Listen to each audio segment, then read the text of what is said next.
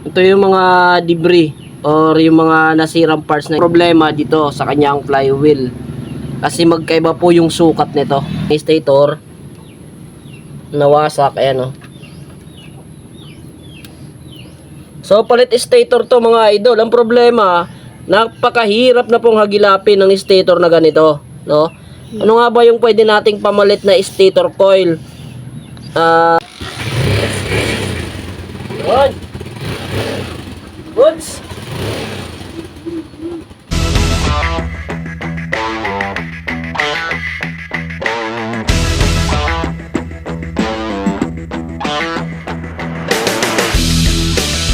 So yon, magandang araw po sa inyong lahat mga idol. Meron po dinala po sa atin ngayon na Haoju.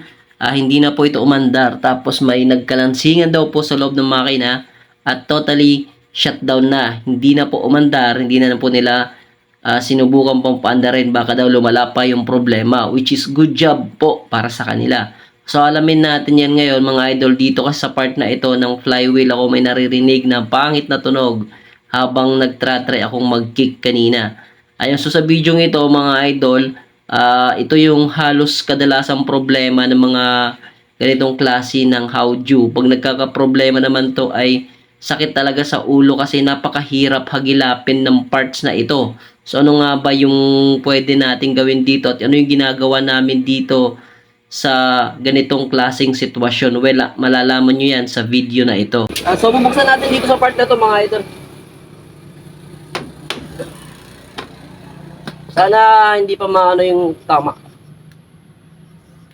Hindi pa malala.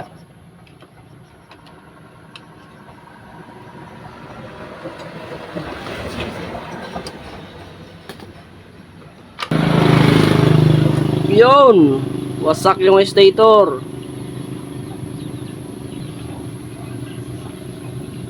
My God, my God.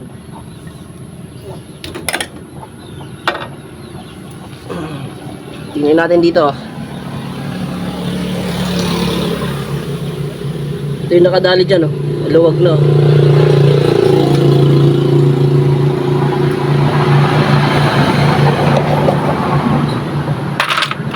Tingnan naman yung stator niya.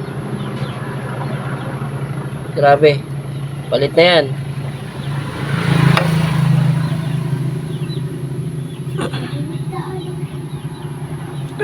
Yun, yung nakadali, oh.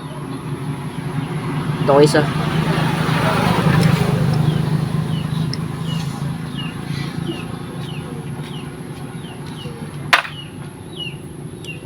So ito malambot na rin, ayun, oh. Naiikot na nga rin, oh. Nakakamay na.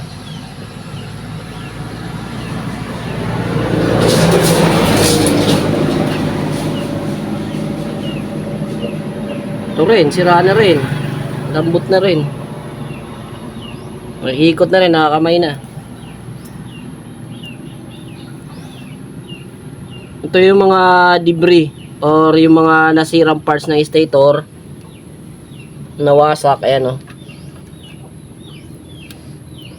So palit stator to mga idol. Ang problema, napakahirap na pong hagilapin ng stator na ganito, no? Ano nga ba yung pwede nating pamalit na stator coil sa ating Haoju? At ano yung papalitan natin para magkaigi po, no? Yan, pang Rusi mga idol, or CG150, CG125 na stator, pwede yan dyan. Pero mga idol, ang problema dito sa kanyang flywheel kasi magkaiba po yung sukat nito. Kaya magpapalit ako ng flywheel sa Haoju na to mga idol para tumugma po yung kuryente ng kanyang stator dun po sa tumugma po yung kuryente nitong flywheel sa kanyang stator, no? Kasi mas malaki to dito ng ano, ng onte. Mas malaki po kasi yung stator ng nito ng Haoju kaysa sa CG, no? Unti lang naman yung diferensya niya. Pwede naman natin yung gamitin, no, diretso salpak na lang dito. Lalabas din yung kuryente. Pero yung ginagawa ko, nagpapalit ako ng flywheel na pang Rusi or Skygo, no? Kasi marami naman ako mga binaklas dito, kaya i-previous na lang natin sa may-ari, no? Hindi naman tayo ano, no, ganun kasamang tao. Ayan. So, papalitan natin to. Bali, swap na lang po kami ng stator. Stator ng flywheel. Tapos, palit tayo doon ng pang CG150 or 125 na stator. Kasi wala na pong nabibilan sa amin dito niyan sa probinsya, no? Sa Maynila siguro or sa online, no, matagalan pa tayo. Kasi gusto nang gamitin to mamaya na may-ari, iniwan lang. Yan, kasi may importanteng ginawa. Ayan. Alright? So, palit to, tsaka palit ito. Pang Rusi or pang Skygo na flywheel, tapos CG150 na stator, pwede na yan. Yan. Battery operated man yan o easy type, pwede yan dyan. Okay?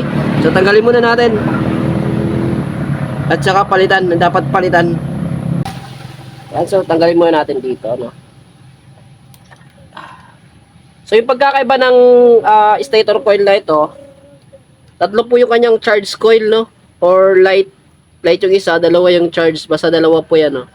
Tatlo po yung kanyang yellow, which is yun po yung supply ng magiging positive sa puntang regulator. Tapos itong dalawa, negative positive lang to ng pulser. Ayan. So, tingnan nyo kung gaano kalaki. Tanggalin natin ito mamaya.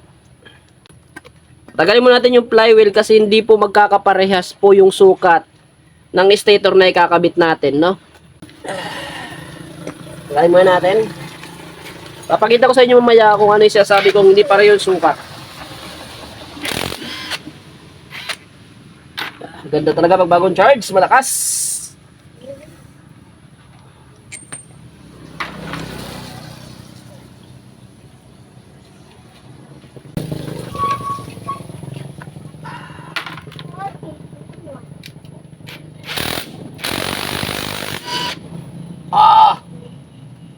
Bagong charge ang lakas ng ikot.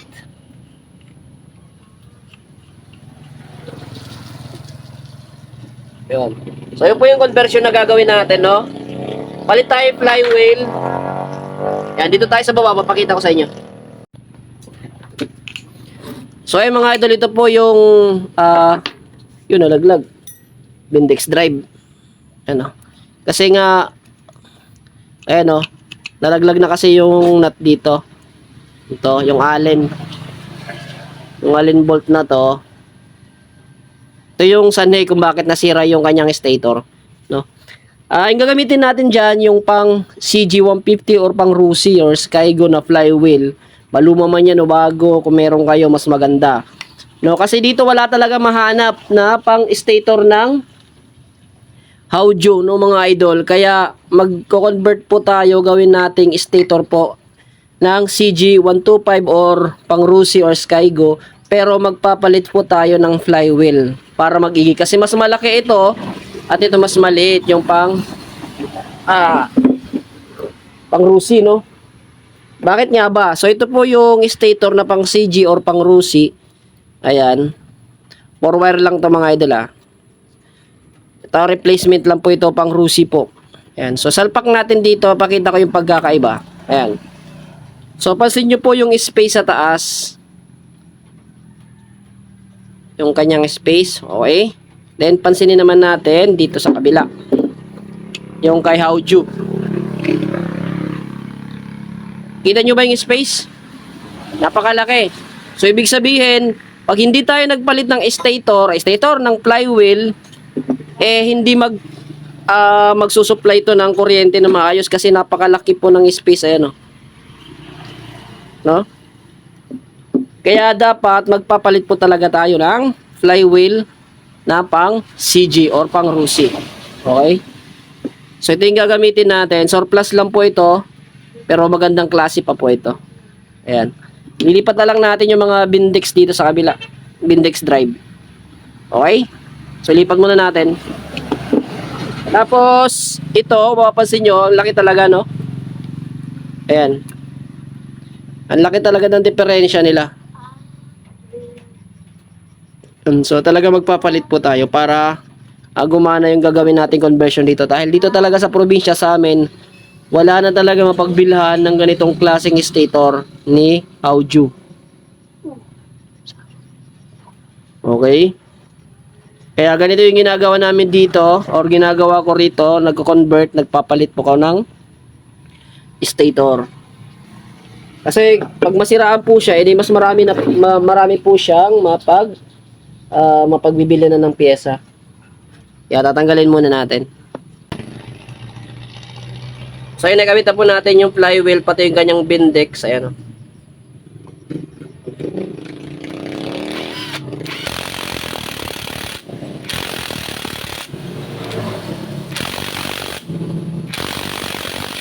Good. Yan.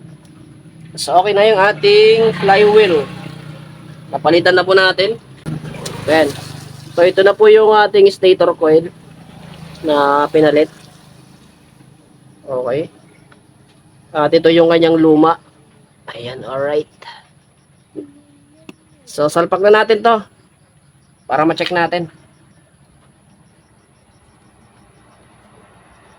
May nakalimutan. Okay.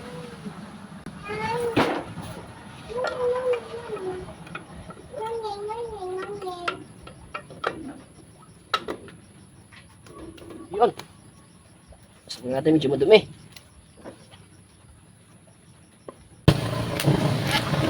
Ano rin pumoto.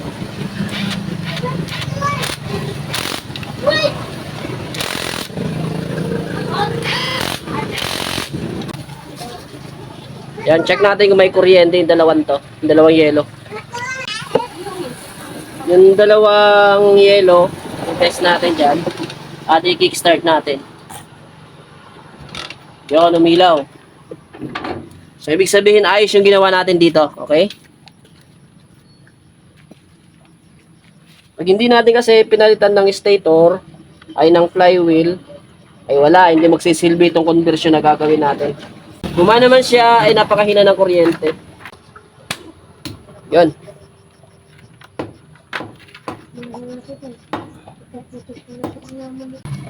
Yun, so dito na po tayo sa huling part kung saan i-connect na natin sa wiring itong ating stator, no? Kasi kung mapapansin nyo, 4 lang siya. Yung sa audio, 5. Ayan. Tasan nga ba dito yung negative positive? Okay? So, kung mapapansin mo dito sa taas, lapit natin, yung green, which is na po yung ground. Ayan. So, dito po natin nilalagay yung green sa, depende na sa iyo yan mga idol, no? Tinanggal ko po. Para mas malinaw. Ayan, yung green sa may parang green. Lagay natin. Kabit muna natin para dire-diretso na. Then, dito natin nilalagay sa green na may white or solid green, which is yung po yung negative. Ayan o. Green siya na may white sa stator mo. Doon natin yan ikakabit. Ayan. Next natin dito sa isa, yung black, ay yung blue na may white. Dito natin yan sa may blue na may white din, which is positive po ng pulser. Salpak na po natin dito sa blue na may white pulser po. Okay. So dito na tayo sa part na ito, no? Ayan. Kung mapansin natin, 3 po yung kulay black doon sa taas. Ayan, ito po yung ka-partner niya, no? Pagdating dito sa part na to, 3 po yung yellow. Ang gagawin natin dyan, since 3 yan, 2 lang gagamitin natin. Dito lang tayo sa 2, itong isa, hindi natin kakabit. Yan, so, sama lang natin sa tape yung isa, no? Wala na pong connection yan.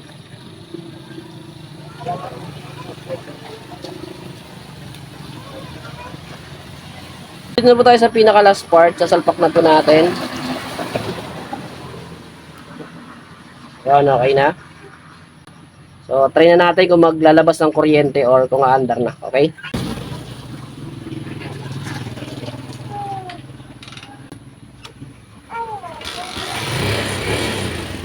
Good. Goods.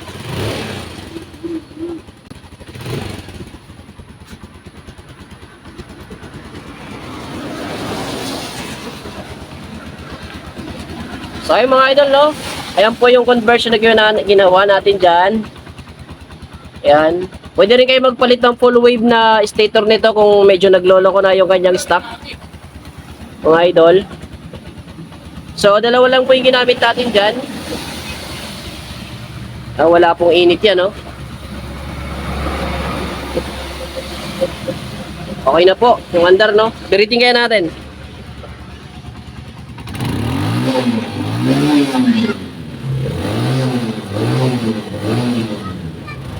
Yun. Alright. So, ganun lang po siya mga idol, no? Tandaan nyo po kung mag-convert kayo, gagamit kayo ng pang-Rusi, wala kayong mahanap na stator na pang-Rusi, ay magpapalit din po tayo ng flywheel. Ayan. Kasi napakahirap maghanap po ng stator na ganito dito po sa amin sa probinsya. Yung re-rewind naman nito ay hindi niya nakukuha yung saktong ano talaga mga idol. You know? Ilang beses na po kami nagpa-rewind ng ganito. Sumasablay po mga idol. Kaya mas mabuti pa nga yung ginagawa naming conversion dito na stator po ng Rusi or CG125, tapos flywheel po yung ginagamit natin na pang Skygo, pang Rusi, basta mga pang CG mga idol. Ayan. So ganun lang po yung conversion na ginawa natin dito sa motor ng ating katropa. Okay? Right, so ganito lang muna yung video natin. Sana nagustuhan nyo yung ginawa nating video at baka pwede pa kaya makaingin isang subscribe dyan mga idol, no? Hit that notification bell na rin para lagi tayong updated, no? Alright, so dito lang muna tayo. Peace out muna. Bye-bye.